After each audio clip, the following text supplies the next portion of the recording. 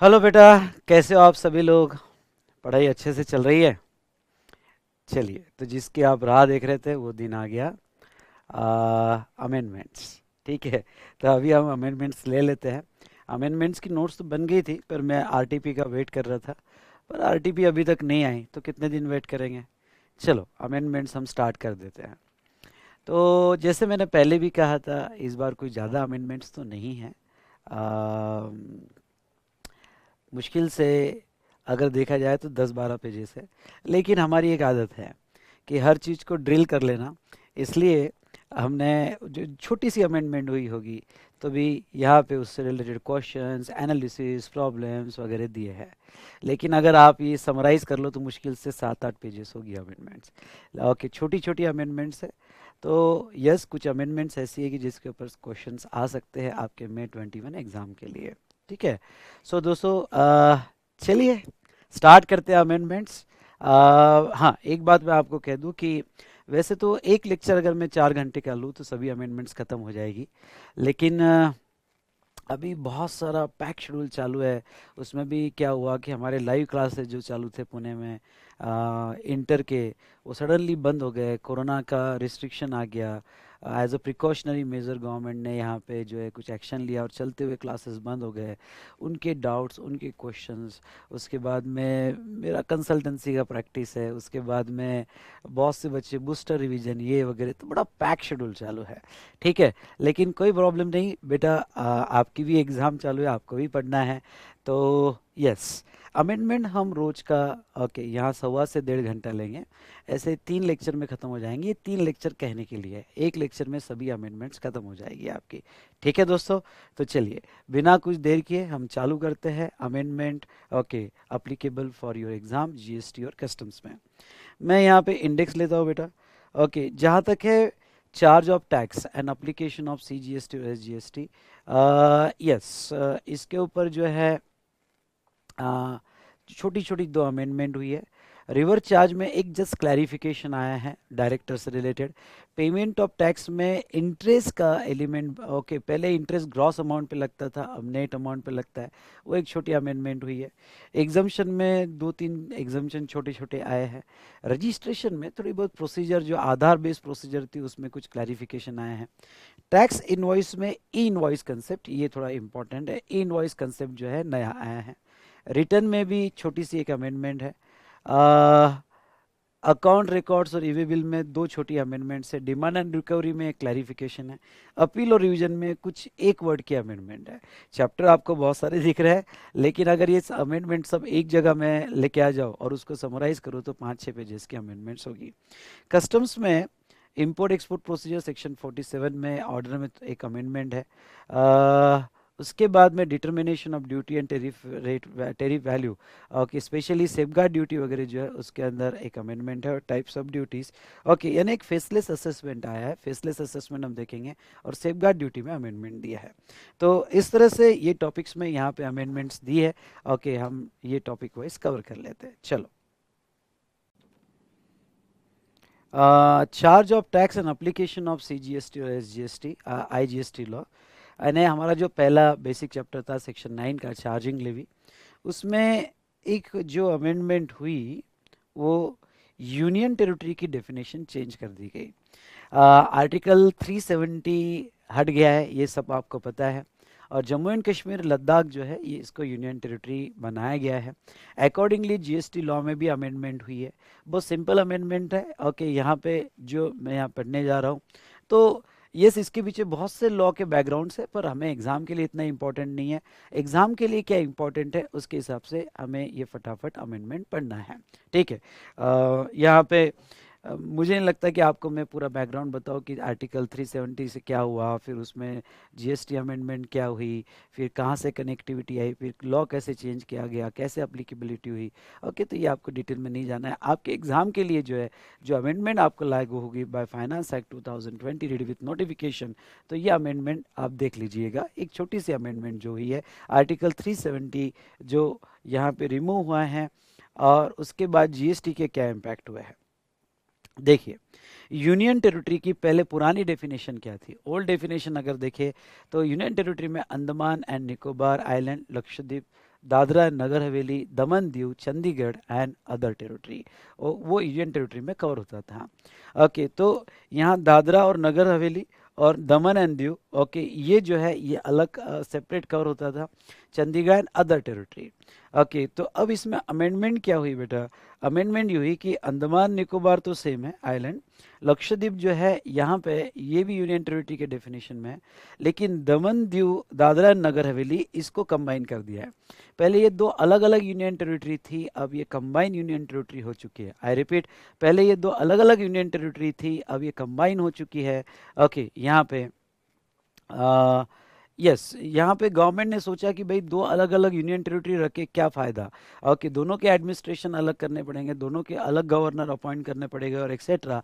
तो ऐसे सिचुएशन में गवर्नमेंट ने इनको एक ही यूनियन टेरिटरी में लाया है। फिर लद्दाख और चंडीगढ़, लद्दाख और चंडीगढ़, ये लद्दाख जो है अभी ऐड किया उन्होंने, चंडीगढ़ और अदर यूनियन टेरिटरी। तो अमेंडमेंट बस ये दो है कि दमन दीव, दादरा नगर हवेली इनको कंबाइन कर दिया गया है और लद्दाख ऐड किया गया है। सर जम्मू एंड कश्मीर भी तो यूनियन टेरिटरी हुई। ओके, इसके लिए थोड़ा मैं समझना, आपको एक कंसेप्ट समझाना चाहूँगा।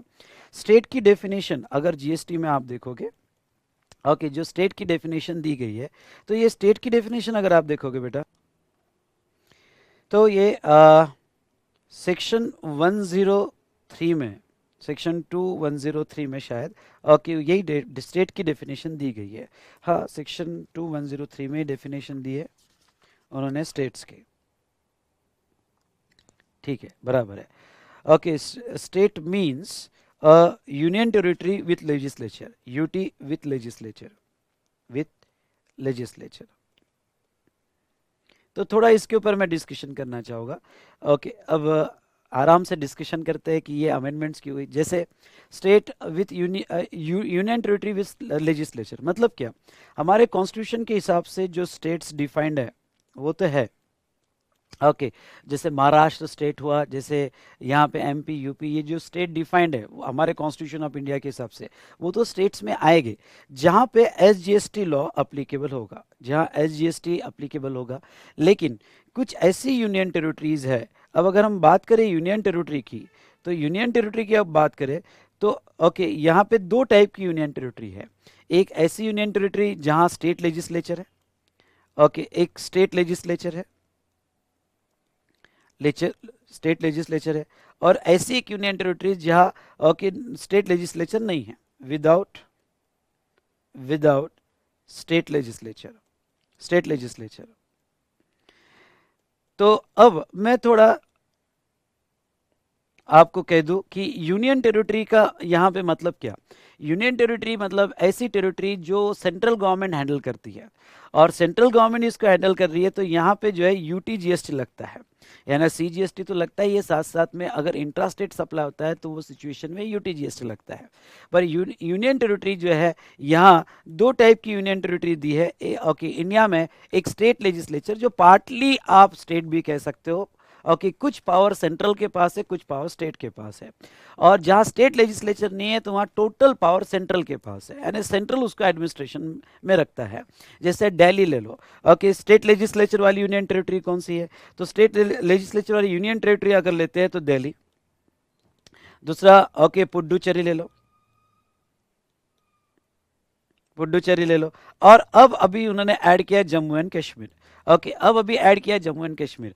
मतलब ये तीन ऐसी यूनियन टेरिटरीज है जहां पार्टली ओके कुछ पावर स्टेट गवर्नमेंट के पास है, जैसे दिल्ली में आप गवर्नमेंट है, ओके, हेल्थ उनके पास है, जहां तक देखा जाए तो यस, जो भी कुछ पावर दिया, हेल्थ है, स्कूल्स है, एजुकेशन है, उनके पास है, जो वो खुद एडमिनिस्ट्रेशन करते हैं। तो ये जो है ओके, यहाँ पे ऐसी यूनियन टेरिटरी जहाँ स्टेट लेजिस्लेचर है उसे स्टेट माना जाएगा। As per this definition GST के हिसाब से उसे स्टेट ही माना जाएगा, उसे स्टेट ही माना जाएगा, क्योंकि डेफिनेशन कहती है स्टेट मतलब ऐसी यूनियन टेरिटरी जहां लेजिस्लेचर है, स्टेट लेजिस्लेचर है। मतलब जो state as per constitution of India define है वो तो स्टेट के डेफिनेशन में आता ही है, also includes that union territory जहां स्टेट लेजिस्लेचर है। तो ऐसे सिचुएशन में दिल्ली, पुडुचेरी और जम्मू एंड कश्मीर, जम्मू एंड कश्मीर पूरी यूनियन टेरिटरी नहीं है, जम्मू एंड कश्मीर पूरी यूनियन टेरिटरी नहीं है दोस्तों, तो वहां स्टेट लेजिस्लेचर है। अगर वहां स्टेट लेजिस्लेचर है तो ऐसे सिचुएशन में वो जीएसटी लॉ के हिसाब से से स्टेट के इसमें आएगा और यहाँ पे एसजीएसटी लॉ अप्लीकेबल होगा, एसजीएसटी लॉ अप्लीकेबल होगा। मतलब क्या, मतलब ये हुआ कि जब इंट्रा स्टेट सप्लाई हो, I repeat intra state supply हो, तो वो सिचुएशन में यहाँ पे ओके सीजीएसटी और एसजीएसटी अप्लीकेबल किया जाएगा और ये दो टैक्सेस यहाँ पे लगेंगे। लेकिन अगर यहाँ अगर सेकंड हम बात करें विदाउट स्टेट लेजिस्लेचर, तो ये यूनियन टेरिटरी है बेटा, जहां स्टेट लेजिस्लेचर नहीं है। Andaman Nicobar, Lakshadweep, Daman Diu and Dadra Nagar Haveli, Ladakh, Chandigarh, okay, इसमें जम्मू एंड कश्मीर नहीं आएगा। क्यों नहीं आएगा? क्योंकि वो है तो यूनियन टेरिटरी पर स्टेट लेजिस्लेचर है, इसलिए स्टेट के डेफिनेशन में चले जाता है। दिल्ली स्टेट के डेफिनेशन में चले जाता है, पुडुचेरी स्टेट के डेफिनेशन में चले जाता है एज पर जीएसटी लॉ। इसलिए ये जो यहाँ पे यूनियन टेरिटरीज है, ओके, 5 यूनियन टेरिटरीज दी है, तो 5 यूनियन टेरिटरीज जो है यहाँ जहाँ तक देखा जाए तो यूनियन टेरिटरी में कौन सा लॉ एप्लीकेबल होगा बेटा? ये केस में UT GST, I repeat UT GST applicable होगा। मतलब यहाँ पे इंट्रास्टेट सप्लाई होता है, कम ऑन, यहाँ पे अगर इंट्रास्टेट सप्लाई होता है बेटा, तो वो सिचुएशन में ओके आपको जो है यहाँ ओके इंट्रास्टेट सप्लाई होता है, तो वो सिचुएशन में आपको सीजीएसटी और यूटीजीएसटी भी लगता है। अब आपका एक बेसिक सवाल होगा, सर ओके जब ये यूनियन टेरिटरी सेंट्रली हैंडल कर रही है तो ऐसे दो इसमें क्यों लगाती है? ओके सीजीएसटी और यूटीजीएसटी, क्यों भी ये भी सेंट्रल का रेवेन्यू है, ओके आई रिपीट ये भी सेंट्रल का रेवेन्यू है और ये भी सेंट्रल का रेवेन्यू है, तो ऐसे दो टैक्स क्यों लगाती है? ओके सीजीएसटी और यूटीजीएसटी, क्योंकि दोनों भी सेंट्रल है। नहीं बेटा, ये जो सीजीएसटी का पैसा आता है ये कंसोलिडेटेड फंड ऑफ इंडिया का पार्ट बनता है, ओके, जो फिर सेंट्रल ओके खर्चा करती है पूरे इंडिया के लिए। और यूटीजीएसटी का जो पैसा नो डाउट सेंट्रली कलेक्ट करेगी पर इसी यूनियन टेरिटरी के लिए स्पेंड किया जाएगा, इसलिए यहाँ पे सीजीएसटी और यूटीजीएसटी लगता है। आई होप आपको ये पूरा कंसेप्ट समझ में आया होगा। ओके तो ये यहाँ पे ओके अमेंडमेंट हुई। अब इसके इम्पैक्ट क्या हुआ है? ओके इम्पैक्ट ये हुआ है कि पहले जो है Jammu and Kashmir and Ladakh, okay अगर हम बात करें तो जम्मू एंड कश्मीर एंड लद्दाख जो है एक ही स्टेट था। अब ये बेटा ओके नाउ एक यूनियन टेरिटरी हो चुकी है, आप लिख सकते हो, और एक वो स्टेट के डेफिनेशन में आ चुका है। एक यूनियन टेरिटरी हो चुकी है, सॉरी एक यूनियन टेरिटरी हो चुकी है और एक स्टेट के डेफिनेशन में आ चुका है। ओके स्टेट के डेफिनेशन में आ चुका है और दोनों अलग अलग हो गए। दोनों अलग अलग हो गए तो इसका इम्पैक्ट क्या हुआ? इसका इम्पैक्ट हुआ बेटा कि अगर समझ लो आपके 2-3 ब्रांचेस है, जम्मू एंड कश्मीर में आप बिजनेस करते हो, आपका एक ब्रांच जो है जम्मू एंड कश्मीर में था, एक ब्रांच लद्दाख में था, एक ब्रांच जम्मू एंड कश्मीर में और एक ब्रांच लद्दाख में था, पर दोनों पहले एक स्टेट में माने जाते थे। तो दोनों पहले एक ही स्टेट में माने जाते थे, इसके वजह से क्या था, दोनों सिंगल रजिस्ट्रेशन में होंगे। एग्जाम्पल लो, मैंने नीचे केस स्टडीज ली है, दोनों सिंगल रजिस्ट्रेशन में होंगे। ओके तो अगर इन दोनों में स्टॉक ट्रांसफर होता है या गुड्स और सर्विसेज का सप्लाई होता है विदाउट कंसिडरेशन, तो ऐसे केस में उसके ऊपर जीएसटी नहीं आता था क्योंकि दोनों सेम रजिस्ट्रेशन में थे।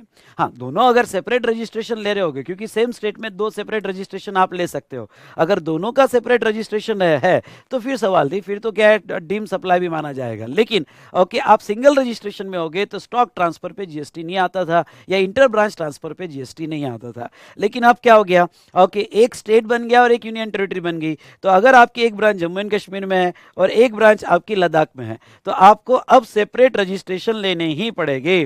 ओके यानी बेटा ये जो है डिवाइडेशन हो गया, दो भाई अलग अलग हो गए और अब दोनों को सेपरेट रजिस्ट्रेशन लेने ही पड़ेंगे। और इन दोनों में अगर कोई अब स्टॉक ट्रांसफर होता है, आई रिपीट स्टॉक ट्रांसफर होता है, तो सप्लाई माना जाएगा और उसके ऊपर जीएसटी लगा दिया जाएगा, उसके ऊपर जीएसटी लगाया जाएगा। इसका उल्टा बेटा इधर हुआ, इसका उल्टा यहाँ पे हुआ। ओके यहाँ क्या हुआ थोड़ा मैं बता देता हूँ। ओके यहाँ पे ऐसा हुआ कि दादरा और नगर हवेली, ध्यान से सुनना, दादरा और नगर हवेली, दमन दीव, ये 2 सेपरेट यूनियन टेरिटरी थी, ये पहले okay before amendments okay 2 separate union territory थी, इसलिए इसका रजिस्ट्रेशन आपको अलग से लेना पड़ा, इसका रजिस्ट्रेशन अलग से लेना पड़ा। लेकिन अब ये एक ही यूनियन टेरिटरी हो चुकी है।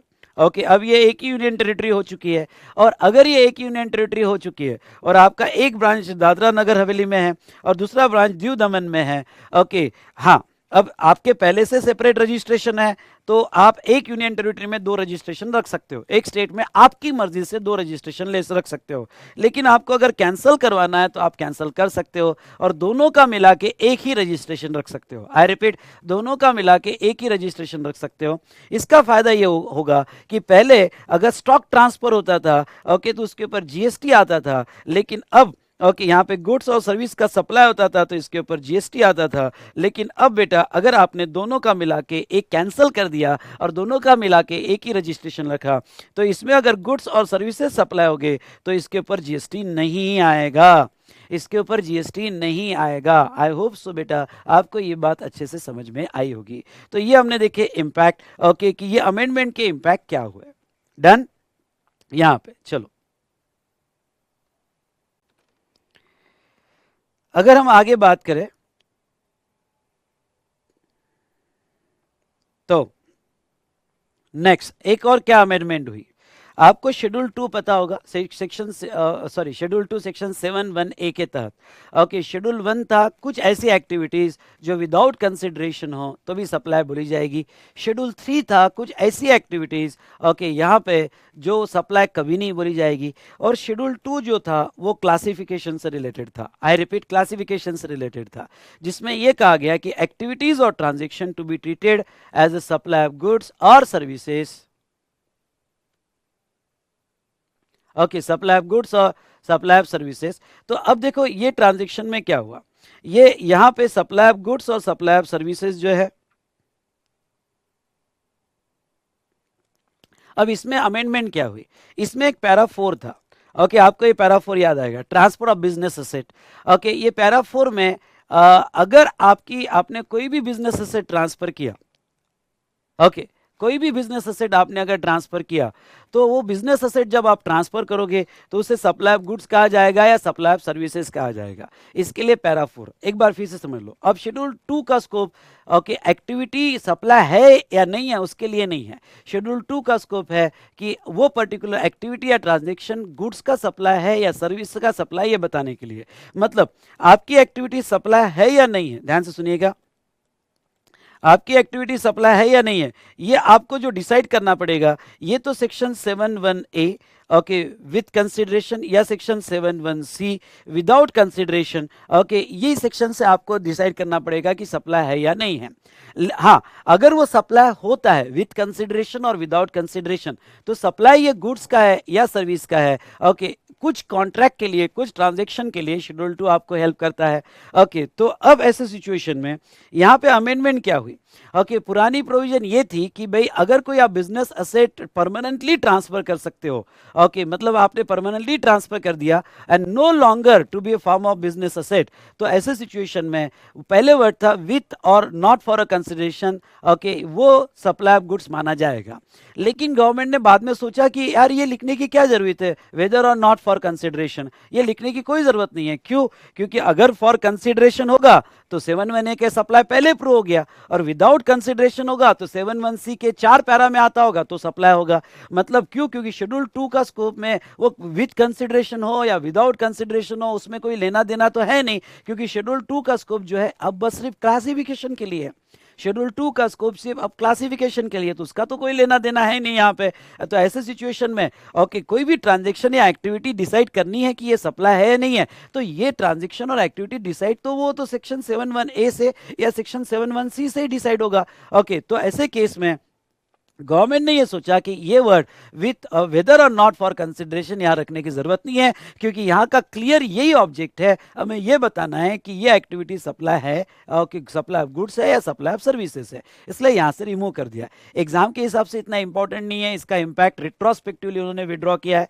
सेम फॉर क्लॉज बी में, क्लॉज बी में बेटा अगर आप से टेम्पररी देते हो for private use other than business use, okay, I repeat, for private मतलब अदर देन बिजनेस यूज, तो वो सिचुएशन में वो सप्लाई ऑफ सर्विस कहा जाएगा। इसमें से भी सेम वर्ड उन्होंने निकाल दिया, वेदर और नॉट फॉर कंसिडरेशन। ठीक है। तो अब बेटा यहाँ ये इम्पैक्ट हुआ। और क्लॉज सी तो आपको पता होगा, अगर आपने बिजनेस क्लोज कर दिया, ओके, और रजिस्ट्रेशन कैंसिल कर दिया या आपने रजिस्ट्रेशन कैंसिल कर दिया, तो जो भी बिजनेस असेट है वो डीम टू बी सप्लाई माना जाएगा। उसके ऊपर हमने अच्छा खासा डिस्कशन किया था। लेकिन बस यहाँ एक छोटा सा इम्पैक्ट हुआ, ओके, वेदर और नॉट फॉर कंसिडरेशन इन्होंने रिमूव कर दिया। ठीक है बेटा, तो ये दो छोटी सी अमेंडमेंट हुई, ओके, इन और बेसिक चैप्टर लेवी। देखा आपने कितनी छोटी छोटी अमेंडमेंट्स हुई है, ओके, और ये याद रखने लायक है। और इसको मैं कंबाइन कर दूं तो मुश्किल से 3-4 पेजेस होगी। ओके, इसकी समरी बना दूं तो आप बोलोगे सर समरी बना दो ना। अरे नालायक को आप बनाओ, मेरे से हुआ तो मैं बना के दे दूंगा, अदरवाइज आप बनाओ नालायक को समरी। ठीक है,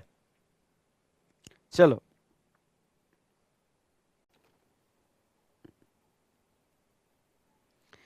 अब एक क्वेश्चन लेते हैं। ये जो यूनियन टेरिटरी की डेफिनेशन चेंज हुई, उस पर मैंने एक क्वेश्चन लिया है। Mr. X is a registered supplier of various goods in Union Territory of Dadra and Nagar Haveli and has the branches in Union Territory of Daman and Diu.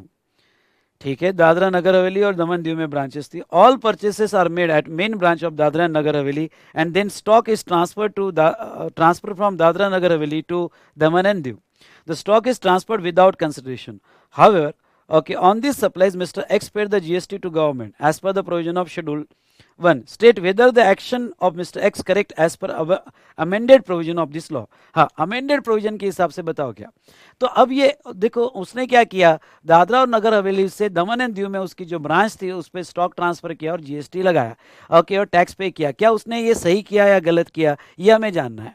पहली बात तो अगर यहाँ पे आंसर आपका कैसे होना चाहिए, अगर यहाँ पे उसने सेपरेट रजिस्ट्रेशन अभी भी रखा हुआ है, अब एक तो वो सिंगल यूनियन टेरिटरी हो गई है, और सिंगल यूनियन टेरिटरी हो गई है और उसने अगर सेपरेट रजिस्ट्रेशन अभी भी रखा है, तो एक स्टेट में एक यूनियन टेरिटरी में जहाँ तक हम सेपरेट रजिस्ट्रेशन रख सकते हैं, तो अगर वो सेपरेट रजिस्ट्रेशन होगा तो वो डीम्ड डिस्टिंक्ट पर्सन माने जाएंगे। और अगर वो डीम्ड डिस्टिंक्ट पर्सन माने जाएंगे तो वो सिचुएशन में जो भी सप्लाई किया जाएगा वो सप्लाई यहाँ पे उसके ऊपर जीएसटी आएगा। उसके बाद में बेटा यहाँ अगर उसने रजिस्ट्रेशन कैंसिल करके सिंगल रजिस्ट्रेशन में लिया होगा तो वो स्टॉक ट्रांसफर पे जीएसटी नहीं आएगा। तो आप दोनों वे से इसको आंसर दे सकते हो। मैंने आंसर दिया है, आप उसको रीड कर सकते हो, पर दोनों वे से आप यहाँ पे आंसर दे सकते हो। चलो,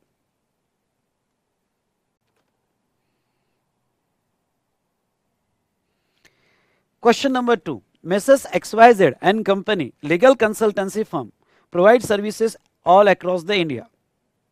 It has registered place of business in the state of Jammu and Kashmir and has a branch in Ladakh also. On the same matter, firm of Jammu and Kashmir provide consultancy service to its branch Ladakh and vice versa. As Jammu and Kashmir and Ladakh before amendment made by Finance Act 2020 are in same state, Messrs. XYZ and Company has taken only one registration and not charging GST on the same state. Okay, as in the same state. Messrs. XYZ and Company is of view that, okay, as it's already registered in GST Act, therefore after amendment made by Finance Act 2020 in definition of Union Territory, it's not required to take a separate registration for both branches under GST Act. State whether the contention of Messrs. XYZ and Company is correct or not. सवाल ये है कि उन्होंने क्या किया था, एक ही registration लिया था और जम्मू एंड कश्मीर से जो भी सर्विसेज जाती थी लद्दाख में उसके ऊपर वो जीएसटी नहीं देते थे। लेकिन अब ये उल्टा हो गया, दमन दीव दादरा नगर हवेली एक हो गए, ये अलग हो गए। तो अब ये अलग अलग हो गए, तो ये सिचुएशन में आपको लिखना पड़ेगा कि उसको सेपरेट रजिस्ट्रेशन लेना पड़ेगा। आई रिपीट, उसको सेपरेट रजिस्ट्रेशन लेना पड़ेगा। और अगर वो यहाँ पे सेपरेट रजिस्ट्रेशन ले रहे, क्योंकि वो डीम डिस्टिंक्ट पर्सन माने जाएंगे, डीम डिस्टिंक्ट पर्सन माने जाएंगे तो सेपरेट रजिस्ट्रेशन लेना पड़ेगा, और सेपरेट रजिस्ट्रेशन लेना पड़ेगा तो अब कोई भी गुड्स और सर्विसेज सप्लाई होती है तो वो सिचुएशन में उसके ऊपर जीएसटी आएगा। ठीक है, तो हमने कुछ केस स्टडी बनाई। अमेंडमेंट तो छोटी थी लेकिन आदत है कि उसको केस स्टडी में बनाना, आपके लिए इतनी सब मेहनत करना और कि उसके क्वेश्चंस बनाना जोक नहीं है बेटा। आपको तो ऐसा लगता है चलो एग्जाम हो गया, अमेंडमेंट्स आ गए, अमेंडमेंट्स दे दो। उस पर सोचना, केस स्टडी बनाना, उसके आंसर बनाना और कि सब के लिए टाइम लगता है। ठीक है, चलो डन। तो ये आपने देखा रिगार्डिंग टू यहाँ केस स्टडी 2। चलिए, तो नेक्स्ट चैप्टर स्टार्ट करेंगे और वो है रिवर्स चार्ज। ठीक है, इसमें अमेंडमेंट नहीं, एक जस्ट क्लैरिफिकेशन आया है।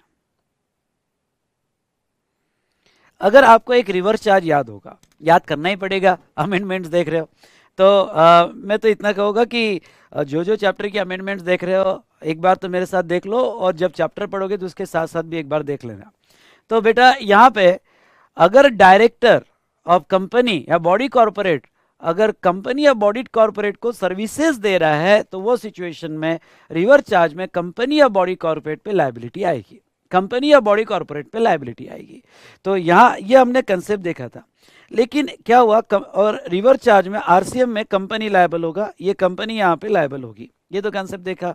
लेकिन क्या हुआ, यहाँ पे एक एडवांस रूलिंग आ गई, और एडवांस रूलिंग में कुछ इंटरप्रिटेशन ऐसे आ गए, उसके डिटेल में नहीं जाएंगे, बस अभी जो क्लैरिफिकेशन है जो एग्जाम के लिए जरूरी है वो हमें देखना है। ओके, उसमें ऐसा कि एक एडवांस रूलिंग आ गई और वो एडवांस रूलिंग में ये कहा गया, ओके, उसका ये इंटरप्रिटेशन आ गया कि भाई डायरेक्टर को सैलरी भी दिया या रेम्युनरेशन दिया तो वो सिचुएशन में भी रिवर्स चार्ज लग जाएगा। तो वो बड़ी गड़बड़ क्रिएट कर रहा था पूरे इंडस्ट्री में, उसने बड़ी गड़बड़ कर दी, जैसे बोल टाइम डायरेक्टर है, सैलरी दिया जा रहा है एक्सेट्रा, तो उस पर भी रिवर्स चार्ज लग जाएगा।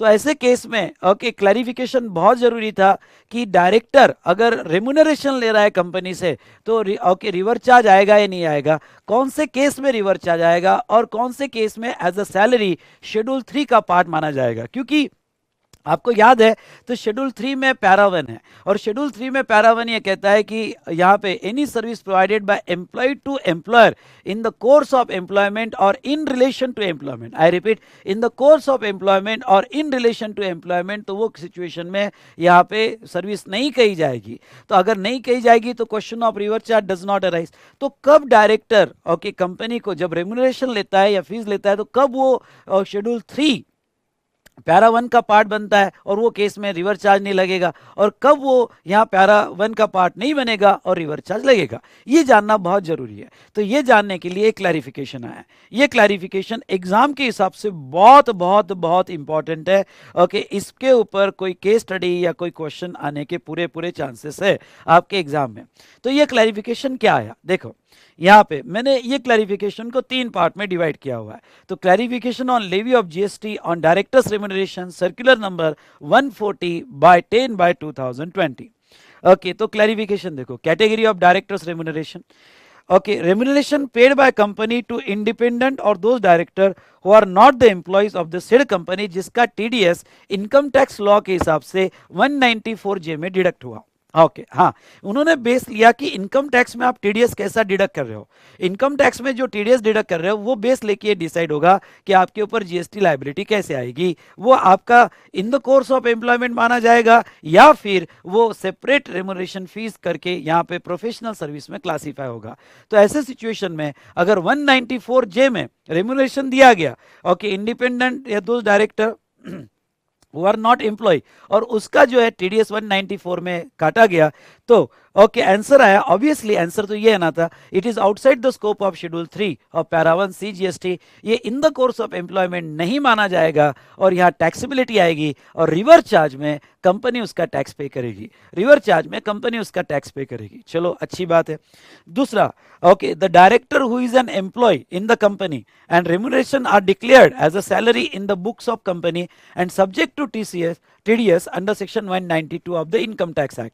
हाँ, लेकिन उसका TDS as a salary deduct हो रहा है, आई रिपीट, उसका TDS as a salary deduct हो रहा है और सेक्शन 192 में कंपनी डिडक्ट कर रही है जिसका कॉन्ट्रैक्ट भी है, उसको रेम्युनरेशन मिल रहा है और ओके एज अ सैलरी मिल रहा है। तो ऐसे सिचुएशन में ये शेड्यूल 3 में कवर किया जाएगा और इसके ऊपर जीएसटी नहीं आएगा, तो रिवर्स चार्ज में भी कोई टैक्स नहीं पे किया जाएगा कि शेड्यूल 3 ये एक्टिविटी को सप्लाई कहता ही नहीं है। अगर शेड्यूल 3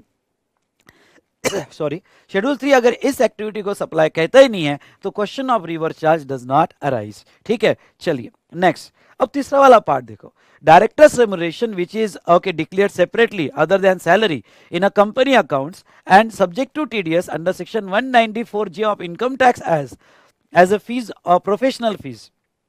अब देखो,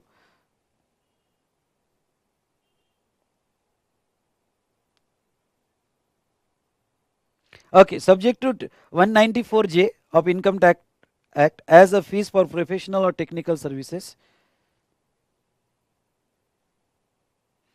हाँ, अब कभी कभी डायरेक्टर्स को रेम्युनरेशन मिलता है, आपने बहुत सी बार अकाउंटिंग में कैलकुलेशन किया डायरेक्टर्स रेम्युनरेशन जो इन एडिशन टू सैलरी मिलता है, ओके, और वो डायरेक्टर को एज ऑफ प्रोफेशनल फीस दी जा रही है जिसका टीडीएस 194(j) में डिडक्ट किया जा रहा है।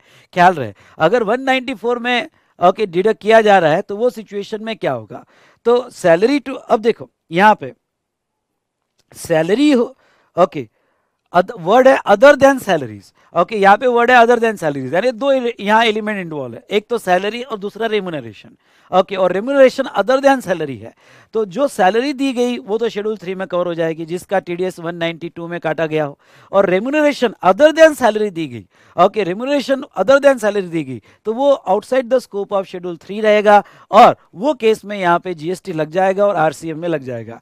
तो बेटा ये क्लैरिफिकेशन में आपको जस्ट ये देखना है, जब भी केस स्टडी आई तो टीडीएस कैसा कटा, 194 जे में कटा होगा, तो ऐसे सिचुएशन में यहाँ पे रिवर चार्ज में लायबिलिटी आएगी, वो इन द कोर्स ऑफ एम्प्लॉयमेंट नहीं कहा जाएगा। लेकिन उसका टीडीएस सेक्शन 192 में कटा होगा तो इन द कोर्स ऑफ एम्प्लॉयमेंट कहा जाएगा, और उसके ऊपर जीएसटी लायबिलिटी जो है नहीं आएगी। ओके, शेड्यूल 3 उसको बचा लेगा। ओके, तो ये क्लैरिफिकेशन इंपॉर्टेंट है, फॉर एग्जाम पर्पज अच्छे से करके जाना। चलिए एक क्वेश्चन ले लेता हूं जो आपके आईसीएआई के मटेरियल में है। Arpan Singhania is a director in Narayan limited, ठीक है। Company paid him a sitting fees amounting to 25,000 for the month of January. Salary was paid to Arpan Singhania amounting to 1.5 lakhs for the month of January, on which TDS was also deducted as per the applicable provision of income tax law। ठीक है, तो sitting fees मिल रही है और salary मिल रही है, ठीक है, सिटिंग फीस और सैलरी मिल रही है। सिटिंग फीस तो नो डाउट वो टैक्सेबल होगा रिवर चार्ज में, पर salary in the course of employment तो टैक्सेबल नहीं होगा। तपस्या and associate in which Arpan Singhania is a partner supplied certain professional services, okay, to Narayan Limited in the month of January for an amount 2 lakhs। एक और firm थी तपस्या and associate जिसमें Arpan Singhania partner था, ओके, उन्होंने प्रोफेशनल सर्विसेज प्रोवाइड की और वो 2 lakhs की प्रोवाइड की। Discuss the person liable to pay tax in each one of the case. पहले तो डायरेक्टर इंडिविजुअल कैपेसिटी में अर्पण सिंघानिया जो है वो सिटिंग फीस ले रहा है, तो सिटिंग फीस पे यहाँ पे 25,000 पे जीएसटी आएगा, और रिवर चार्ज में यहाँ नारायण लिमिटेड एंड कंपनी उसका टैक्स पे करेगी। सेकेंड, जो सैलरी 1.5 लाख रुपए मिल रही है, तो यहाँ पे 1.5 लाख रुपए सैलरी मिल रही है, वो इन द कोर्स ऑफ एम्प्लॉयमेंट माना जाएगा, और हम अज्यूम करेंगे कि सेक्शन 192 में उसका ओके टीडीएस डिडक्ट हो रहा है। अगर 192 में उसका टीडीएस डिडक्ट हो रहा है तो वो सिचुएशन में उसके ऊपर जीएसटी नहीं आएगा। और यहाँ पे ये रिवर चार्ज तभी लगता है जब डायरेक्टर डायरेक्ट सर्विस कंपनी को दे रहा है, लेकिन डायरेक्टर की पार्टनरशिप फर्म दे रही है सर्विसेज। आई रिपीट, डायरेक्टर की पार्टनरशिप फर्म दे रही है, तपस्या एंड एसोसिएट अगर ये सर्विसेज दे रहा है तो वो केस में रिवर्स चार्ज का सवाल ही नहीं आता, वो केस में फॉरवर्ड चार्ज लगेगा। तो मैंने यहाँ 3 पार्ट में डिवाइड किया। Sitting fees paid to the director, पहला part, sorry, sitting fees paid to the director. दूसरा, salary paid to the director और service provided by Tapasya and associate. देखो, as per reverse charge notification, tax on service supplied by director of company और body corporate to the said company or body corporate located in a taxable trade is payable under reverse charge. Hence, in present case, sitting fees amounting to 25,000 payable to Arpan Singhania by Narayan Limited is liable to GST under reverse charge, and recipient Narayan limited okay वो tax पे करेगा। ठीक है, assume करते हैं कि ये sitting fees जो है वो अदर देन सैलरी है। ओके, जो सैलरी पे की गई, तो अभी अभी जो हमारा क्लैरिफिकेशन आया, अगर उसका टीडीएस 192 में डिडक्ट किया होगा, ये जरूर लिखना, सेक्शन 192 में उसका टीडीएस डिडक्ट किया होगा तो वो शेड्यूल 3 के स्कोप में आ जाएगा और उसके ऊपर कोई भी जीएसटी नहीं आएगा, और रिवर चार्ज में ओके कोई लायबिलिटी नहीं आएगी, नॉट लायबल टू जीएसटी। और तपस्या एंड एसोसिएट जो प्रोफेशनल सर्विस दे रहा है तो वो रिवर चार्ज का सवाल ही नहीं आता है, वो जो टैक्सेबल होगा वो फॉरवर्ड चार्ज में ही टैक्सेबल किया जाएगा और उसके ऊपर जीएसटी लगाया जाएगा। Done, okay.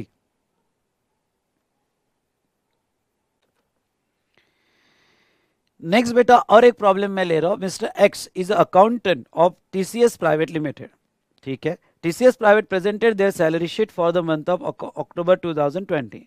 The accountant is of view that no GST is payable on salary payment as the same fall under the Schedule 3 of the Act.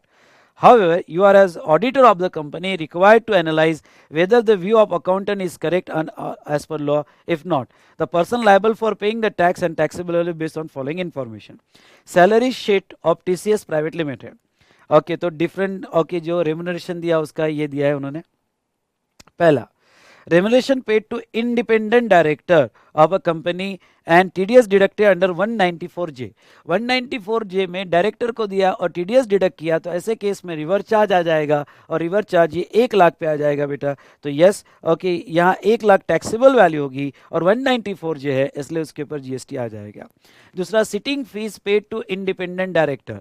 Sitting fees paid to the independent director होगा 30,000, तो इसके ऊपर भी GST आएगा, जो sitting fees आप दे रहे हो। ओके, उसके बाद में next, remuneration paid to director of company on which TDS deducted 192 में, 192 में टीडीएस डिडक्ट हुआ, तो वो सिचुएशन में इसके ऊपर शेड्यूल 3 लग जाएगा, उसके ऊपर जीएसटी नहीं आएगा। Remuneration paid to whole time director and managing director. अब होल टाइम डायरेक्टर और मैनेजिंग डायरेक्टर ये एम्प्लॉयमेंट होता है, इसमें भी लिख दो टीडीएस सेक्शन 192 में डिडक्ट हो रहा है।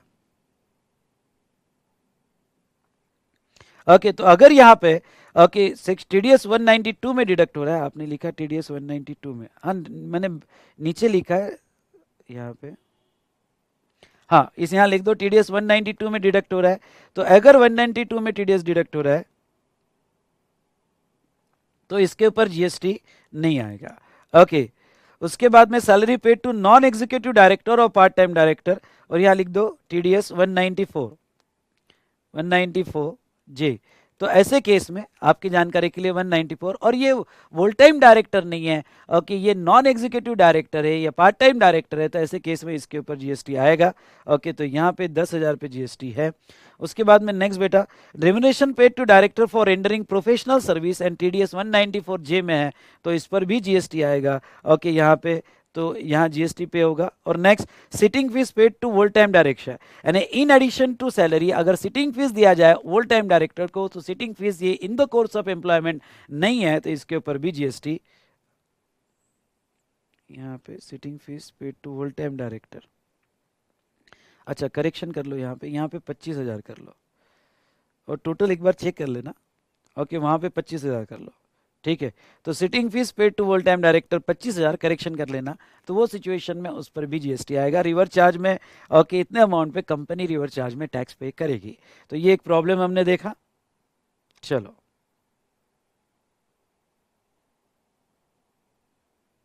Done. Now payment of tax, ठीक है।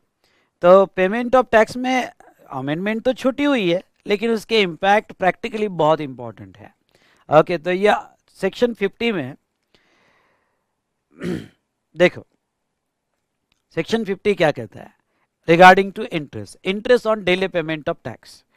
Every person who is liable to pay tax in accordance with the provision of this act or rules made thereunder, but fail to pay tax on any part thereof to the government within the period prescribed। मतलब आपने अब tax जो है next month के monthly payment में हो गए तो नेक्स्ट मंथ के 20 तारीख तक, या फिर क्वार्टरली हो गए तो यस 20 तारीख, यानी जो भी आपकी रिटर्न की डेट होगी, क्योंकि पेमेंट की ड्यू डेट तो है नहीं, पर लॉ ये कहता है कि आपका रिटर्न फाइल नहीं होगा जब तक आप पेमेंट करते नहीं हो। तो ऐसे सिचुएशन में जो भी आपकी रिटर्न की ड्यू डेट होगी वो पेमेंट की ड्यू डेट होगी, और उस प्रिस्क्राइब टाइम में आपने पैसा नहीं दिया, shall for the period for which the tax or any part thereof remains unpaid pay on its own interest at such rate not exceeding 18%। आपको इंटरेस्ट लगाया जाएगा, ओके, एज में be notified by the government in GST council. और अभी जो interest rate okay लिखा है not exceeding 18%, और अभी अप्लीकेबल 18% पर एनम ही इंटरेस्ट है, ठीक है। लेकिन यहाँ पे क्या हुआ, जैसे जैसे बेटा यहाँ मेरी टैक्स लाइबिलिटी 20 लाख रुपए है, और मेरे पास आईटीसी जो है आईटीसी 15 लाख का है, मतलब नेट कितना बचा 5 लाख रुपए। लेकिन एक बीच में केस हुआ था, हाई कोर्ट का डिसीजन आया था, ओके, और तेलंगाना हाई कोर्ट का डिसीजन आया था कि अगर आपने रिटर्न फाइल किए ही नहीं तो ये माना जाएगा कि आपने क्रेडिट क्लेम किए ही नहीं, और क्रेडिट क्लेम नहीं किए तो वो सिचुएशन में आपको ग्रॉस अमाउंट पे इंटरेस्ट देना पड़ेगा, जबकि वो पीरियड में मेरे क्रेडिट थे, ओके, मेरे क्रेडिट थे। तो ऐसे सिचुएशन में मुझे उसके क्रेडिट मिलने चाहिए, ठीक है। मैंने रिटर्न जो है सेक्शन 39 का 3B में रिटर्न जो है लेट फाइल किया होगा, अगर मैंने रिटर्न लेट भी फाइल किया होगा तो भी मुझे क्रेडिट मिलके जो मेरी नेट अमाउंट थी उसके ऊपर ही इंटरेस्ट लगना चाहिए for delay payment of tax. तो यहाँ पे तेलंगाना हाई कोर्ट ने कहा नहीं नहीं नहीं, वो तो ग्रॉस पे लगेगा, क्योंकि ये माना जाएगा कि क्रेडिट तो क्लाउड में थे, ओके, वो नहीं दिए जाएंगे, ऐसा माना जाएगा कि तुमने क्रेडिट लिए ही नहीं। तो ऐसे सिचुएशन में यहाँ पे ओके वो जो हाई कोर्ट का डिसीजन था वो थोड़ा गवर्नमेंट को गलत लगा, और गवर्नमेंट ने एक प्रोविजो ऐड किया, और प्रोविजो ओके यहाँ पे कवर किया। अब ये देखो क्या कहती है proviso, provided that the interest on tax payable, I repeat, ये जो है फाइनेंस एक्ट 2019 में अमेंडमेंट हो गया था, लेकिन अप्लीकेबल ओके आप ये अक्टूबर के बाद करवाया, इसलिए जो है आपको ये प्रोविजो अप्लीकेबल है। तो देखो, provided that interest on tax payable in respect of supplies made during the tax period and declare in the return for the said period furnish after the due date, यानी अगर आप return furnish कर रहे हो after the due date in accordance with the provision of section 39, मतलब क्या, okay, interest on tax payable in respect of the supply, अगर आपने सप्लाई किया है लेकिन आप उसका रिटर्न डिले फाइल कर रहे हो, एक्सेप्ट वेयर, ये एक्सेप्ट बड़ा इंपॉर्टेंट है, ये मैं बाद में लूंगा, except where such return is furnish after commencement of any proceeding under 73-74 in respect of the said period shall be levied on that portion of the tax that is paid by debiting electronic cash ledger, shall be paid only on that portion which is by debiting electronic cash ledger। मतलब क्या, मतलब बड़ा simple है, मतलब ये है कि अगर आपने ड्यू डेट को रिटर्न नहीं दिया, बाद में भी रिटर्न दिया, लेकिन आप जो है इंटरेस्ट जो है ग्रॉस पे नहीं दोगे, आप इंटरेस्ट जो है नेट पे ही दोगे, जो कैश लेजर के थ्रू आपको पे करना है, यानी जितना डिले में जितना कैश लेजर के थ्रू पेमेंट आएगा, ओके, रिटर्न लेट भी जा रहा हो लेकिन आपके पास क्रेडिट पड़े थे, आपने क्रेडिट क्लेम कर रहे हैं, और नेट लायबिलिटी जो कैश लेजर के थ्रू आई, ओके, वो कैश लेजर के थ्रू जो लायबिलिटी आएगी उस पर ही आपको इंटरेस्ट देना पड़ेगा, ठीक है। लेकिन मैं ये एक्सेप्शन पे ध्यान लाना चाहूंगा, except where such return is furnish after commencement of any proceeding under section 73-74, लेकिन अगर आपने यहाँ पे शॉर्ट पेमेंट, नॉट पेमेंट या इरोनियस रिफंड और आपके अगेंस्ट में शो कॉज नोटिस आ गई, ओके, प्रोसीडिंग चालू हो गई, और शो कॉज नोटिस आने के बाद, प्रोसीडिंग चालू होने के बाद आप रिटर्न फाइल कर रहे हो, तो वो सिचुएशन में ये बेनिफिट नहीं मिलेगा, वो सिचुएशन में ग्रॉस अमाउंट पे ही इंटरेस्ट लगाया जाएगा, यानी सेक्शन 73-74 की प्रोसीडिंग चालू होने के बाद जो ओके इंटरेस्ट लगता है वो ग्रॉस पे लगेगा। यहाँ पे ये बेनिफिट जो नेट है, नेट जो कैश लेजर के थ्रू पे कर रहे हो क्रेडिट लेने के बाद, ये बेनिफिट तभी मिलेगा आप रिटर्न डिले फाइल कर रहे हो, सुनो, आप रिटर्न डिले फाइल कर रहे हो, ओके, और वो जो रिटर्न डिले फाइल कर रहे हो यहाँ पे बेटा उस ओके अभी तक आपके अगेंस्ट में सेक्शन 73 और 74 की प्रोसीडिंग नहीं लगी है, 73 74 की प्रोसीडिंग नहीं लगी है, तो बेटा वो केस में जहां तक देखा जाए तो आपको नेट अमाउंट पे जो कैश लेजर के थ्रू पे कर रहे हो उतने ही अमाउंट पे आपको इंटरेस्ट पे करना पड़ेगा। एक यहाँ पे छोटा सा एग्जाम्पल मैंने लिया है और फिर जो मटेरियल में दिया है वो एग्जाम्पल होगा। In the month of September, Mr. Sumit has to made outward supply of 10 lakhs, okay, on which he has to pay tax 12%, 1,20,000. The amount of input tax rate available on the same date 70,000. The last day of filing return is 10th of GSTR1 10th of next month. GSTR1 10th of next month और due date of payment 20 थी, due date of payment 20 थी। Ashok made a payment on 5th of December. Calculate the interest payment of tax is as follows. 5th of December को पे किया, पर उसकी due date जो है GSTR1 की 10 थी पर 3B की 20 थी, तो 20th ऑफ नेक्स्ट मंथ थी। हाँ, तो सितंबर का अक्टूबर 20 अक्टूबर, यानी इंटरेस्ट चालू होगा 21 अक्टूबर से, इंटरेस्ट चालू होगा 21 अक्टूबर पे, और इंटरेस्ट टोटल पे दिया जाएगा या थ्रू कैश लेजर जितना दिया, थ्रू कैश लेजर जितना दिया, तो यहाँ 50,000 आप थ्रू कैश लेजर दे रहे हो तो 50,000 पे ही इंटरेस्ट लगाया जाएगा। तो 21 तारीख से 5 दिसंबर तक जितने भी दिन होते हैं 46 डेज होते हैं, 46 डेज का ओके आपका नेट अमाउंट 50,000 पे ही इंटरेस्ट लगाया जाएगा। लेकिन ओके यहाँ हाँ 50,000 पे इंटरेस्ट लगाया जाएगा, ये प्रॉब्लम हमने देखा।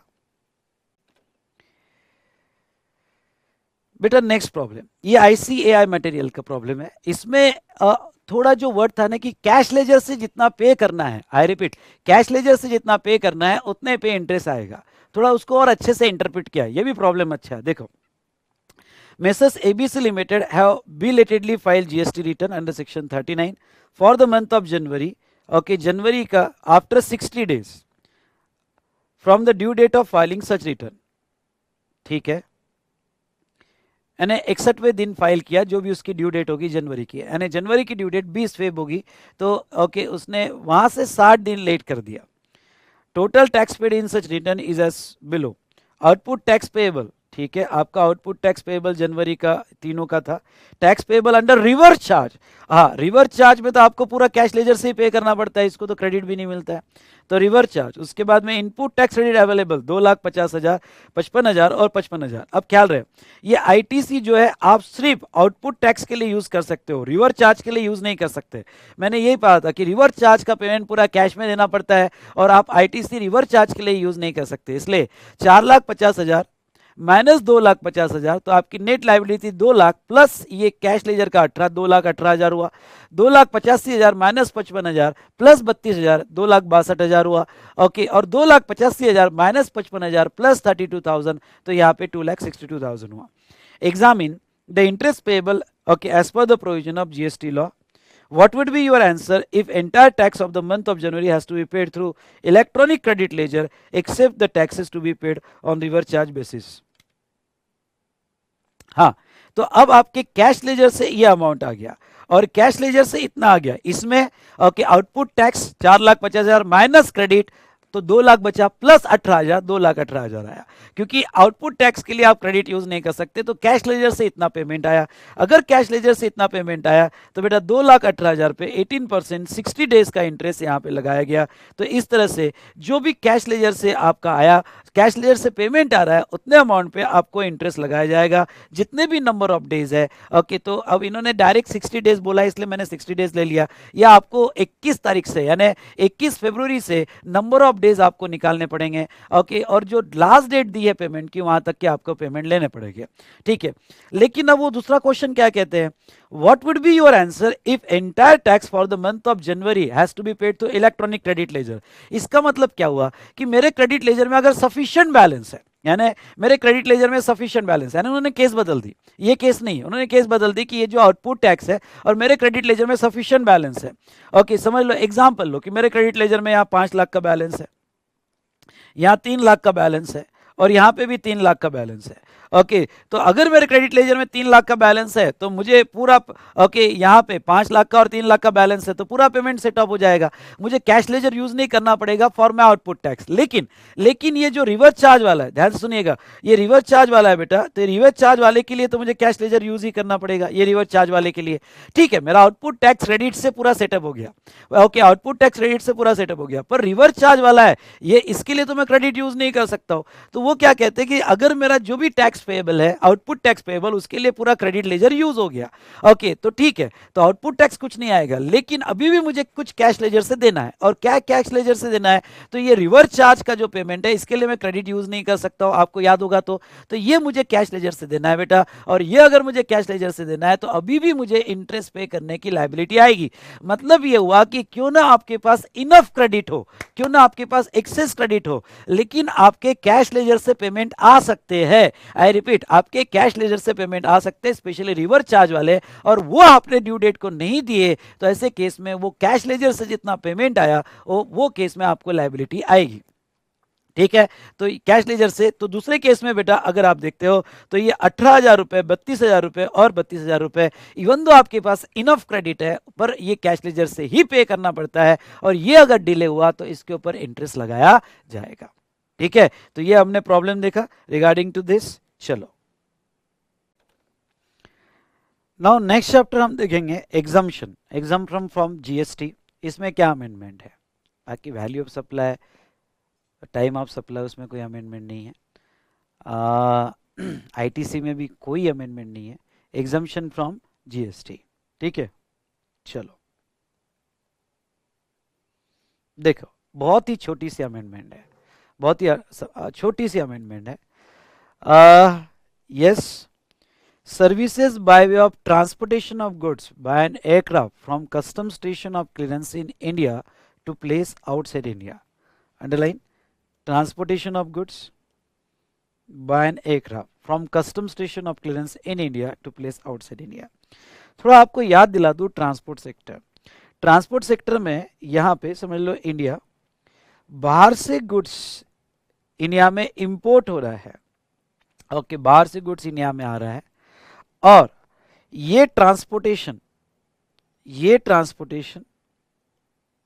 आपको अगर बाय वेसल होगा, ध्यान से देखिएगा, बाय वेसल होगा और बाय एयरक्राफ्ट होगा, बाय एयरक्राफ्ट होगा। तो बाहर से इंडिया में आ रहा है, बाय वेसल होगा तो टैक्सेबल होगा, बाय वेसल होगा तो टैक्सेबल होगा। उसमें भी अगर शिपिंग कंपनी बाहर की है और इंपोर्टर इंडिया का है तो रिवर चार्ज में आता है, ठीक है। एयरक्राफ्ट है तो वो केस में एग्जम्पशन दिया हुआ है, एयरक्राफ्ट होगा तो वो केस में एग्जम्पशन है। अगर goods India to India transport हो रहा है, इंडिया टू इंडिया ट्रांसपोर्ट हो रहा है, तो वो केस में वो वेसल हो या एयरक्राफ्ट हो, दोनों केस में टैक्सेबल होगा, दोनों केस में टैक्सेबल होगा, ये हमने देखा। और हमने ये भी देखा था, ये एग्जम्पशन भी देखा था कि कोई अगर इंडिया से इंडिया के बाहर from custom station of India to outside India, place outside India, बाहर लेके जा रहा है, प्लेस आउटसाइड इंडिया, तो ये केस में भी वो वेसल हो या एयरक्राफ्ट हो, दोनों को एग्जम्पशन दिया था। वेसल हो या एयरक्राफ्ट हो, दोनों को एग्जम्पशन था। ओके, तो ये एग्जम्पशन कुछ नहीं हुआ, ये एग्जम्पशन बढ़ाया गया है बेटा। वेसल हो या एयरक्राफ्ट हो, इस दोनों एग्जम्पशन में था, यानी सिर्फ इंडिया के इंडिया वाला टैक्सेबल था, और बाहर से इंडिया में इंपोर्टेड गुड्स आता है तो वेसल का टैक्सेबल था, एयरक्राफ्ट का एग्जाम था।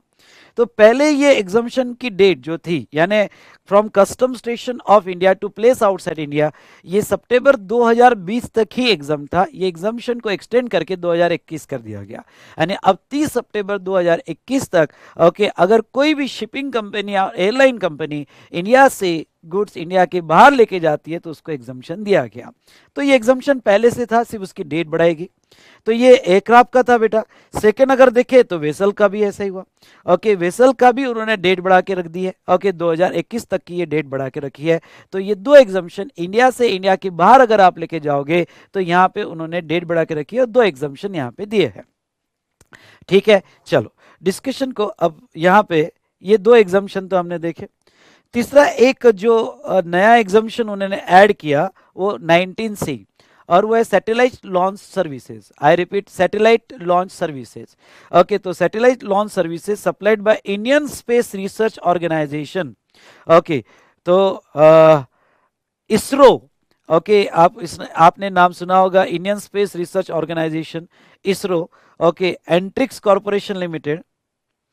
ओके, एक दूसरी अंतरिक्ष। ओके, तो अंतरिक्ष कॉर्पोरेशन लिमिटेड और न्यू स्पेस इंडिया लिमिटेड, यानी इंडिया की जो तीन एजेंसीज है, पहला इसरो, दूसरा अंतरिक्ष कॉर्पोरेशन लिमिटेड, तीसरा न्यू स्पेस इंडिया लिमिटेड, इन्होंने अगर सैटेलाइट लॉन्च सर्विसेज प्रोवाइड किया तो वो केस में एग्जम्पशन दे दिया जाएगा। आई रिपीट, वो केस में एग्जम्पशन उन्होंने दिया है। चलो, अब यहाँ पे इस ये तीन एग्जम्पशन है, कोई खास अमेंडमेंट नहीं है। ओके, पहले दो एग्जम्पशन में उन्होंने डेट एक्सटेंड कर दी है, और सैटेलाइट लॉन्च सर्विसेज को उन्होंने यहाँ पे तीन लोगों ने दिया। पहला ओके, कौन बेटा? पहला इसरो, दूसरा अंतरिक्ष कॉर्पोरेशन लिमिटेड, ओके, और तीसरा न्यू स्पेस इंडिया लिमिटेड। इन्होंने अगर ये सर्विस दी तो वो एग्जम्पशन में कवर की जाएगी। Is it clear? यस और नो? चलो, एक प्रॉब्लम मैंने बनाया है, ले लेते हैं। ओके, तो ट्रांसपोर्टेशन के जितने भी हमने एग्जम्पशन देखे थे उसके ऊपर एक प्रॉब्लम बनाया। देखो, XYZ line is engaged in providing service of transport of goods by aircraft and vessel, aircraft or vessel. It collected the following sums exclusive of taxes, if any, towards services. Air freight relating to goods imported into India. अगर कोई goods बाहर से India में आ रहा है और vessel से आता है तो टैक्सेबल, एयर से आता है तो एग्जम्प्ट, तो ये एग्जम्प्ट रहेगा, ये एग्जम्प्ट रहेगा। Second, freight relating to domestic transport of goods in India by air, domestic transport है और बाय एयर है तो ये टैक्सेबल रहेगा, ये क्योंकि डोमेस्टिक ट्रांसपोर्ट है। उसके बाद में air freight charge from messrs XYZ limited for transportation of goods from Dubai branch to Sydney branch. Okay, ख्याल रहे। ओके, ये बाहर के बाहर ट्रांसपोर्टेशन है, और a freight charge from XYZ limited for transportation of goods from Dubai branch to Sydney branch. अगर ये बाहर के बाहर ट्रांसपोर्ट किया जा रहा है तो ऐसे केस में इसको भी यहाँ पे अगर आप देखोगे तो इसको भी मैंने एग्जम्पशन दिया है, क्योंकि ये बाहर के बाहर ट्रांसपोर्टेशन है। ओके, तो इसको भी एग्जम्पशन दिया जाएगा क्योंकि वो इंडिया में ओके ट्रांसपोर्टेशन है ही नहीं, तो उसका प्लेस ऑफ सप्लाई इंडिया में है ही नहीं। उसके बाद में vessel freight relating to goods imported into India. हाँ, इंपोर्टेड गुड्स का वेसल फ्रेट टैक्सेबल रहेगा, तो बेटा ये टैक्सेबल रहेगा। पर अब डिपेंड कि यहाँ पे अगर फॉरेन शिपिंग कंपनी होगी तो रिवर्स चार्ज, और इंडियन शिपिंग कंपनी होगी तो फॉरवर्ड चार्ज। उन्होंने कुछ दिया नहीं है, तो फिलहाल आपको इतना ही लिखना है कि वो टैक्सेबल होगा। उसके बाद में freight for transportation of goods by an aircraft from custom station of clearance in India to place outside India. Okay, हाँ, from custom station in India to outside India, ये भी एग्जम्प्ट रहेगा, ये भी एग्जम्प्ट रहेगा।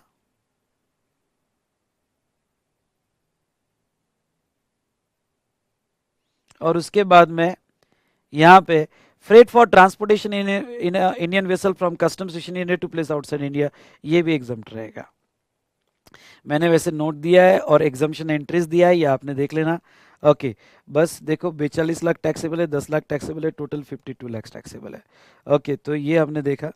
और ये जो बाहर के बाहर ट्रांसपोर्टेशन हुआ है, ओके, ट्रांसपोर्टेशन गुड्स बाहर के बाहर गया है तो शेड्यूल 3 के हिसाब से वो सप्लाई भी नहीं कहा जाता है गुड्स का, और गुड्स बाहर के बाहर ट्रांसपोर्ट हुआ है इसलिए प्लेस ऑफ इंडिया बाहर ही है, तो question of GST does not arise. चलो, ये हमने एक प्रॉब्लम लिखा regarding to transportation. Next, calculate the tax payable for supply under GST under following services. Satellite launch service by Indian Space Research Organization ISRO exempt, by अंतरिक्ष corporation limited exempt, और by new space corporation limited exempt। ये तीनों भी exempt है, खत्म, problem में कुछ बचा ही नहीं। ठीक है, तो चलिए, छोटे से एग्जाम्पशन थे, प्रॉब्लम लेके हमने थोड़ा डिटेल में ले लिया। ठीक है, चलो चलो बेटा, आज यही रुकते हैं। अराउंड अप्रोक्सीमेटली हमारा आज का सेशन जो है 1 घंटे का हुआ है, तो आज यही रुकते हैं। इसके आगे का सेशन जो है हम कंटिन्यू करेंगे, रोज 1 से सवा घंटे का सेशन आएगा।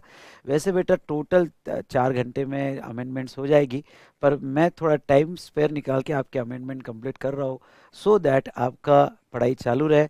तो ओके, इसके बाद का अमेंडमेंट लेक्चर कल मैं अपलोड करता हूँ, वो भी 1 सवा घंटे का सेशन रहेगा, थोड़ा हम अच्छे से डिस्कशन करेंगे। ठीक है, तो चलो, ऑल द बेस्ट, मिलेंगे नेक्स्ट सेशन में। Thank you to all of you. हाँ, एक और बात कह दूं कि जो अभी रिसेंट बैच जिन्होंने किया है वो भी एक बार अमेंडमेंट देख ले, या एटलीस्ट ये नोट्स तो भी डाउनलोड कर ले, क्योंकि इसमें जो एग्जांपल्स बनाए हैं मैंने अभी बनाया, तो एटलीस्ट ये एग्जांपल अगर आप सॉल्व करोगे तो आपका थोड़ा फोकस स्टडी हो जाएगा अमेंडमेंट्स पे। और इसके आगे के सेशन जो है आपको अमेंडमेंट्स के चाहिए तो आपको एक यूट्यूब चैनल ओके ज्वाइन करना पड़ेगा, think GST think Vishal sir. हाँ, think GST think Vishal sir, ये यूट्यूब चैनल अभी के अभी आप सब्सक्राइब कर लीजिएगा, इसके आगे के सभी अमेंडमेंट लेक्चर्स जो है वहाँ आएंगे। तो I repeat, think GST think Vishal sir, ये चैनल को आप सब्सक्राइब कीजिए। Thank you to all of you.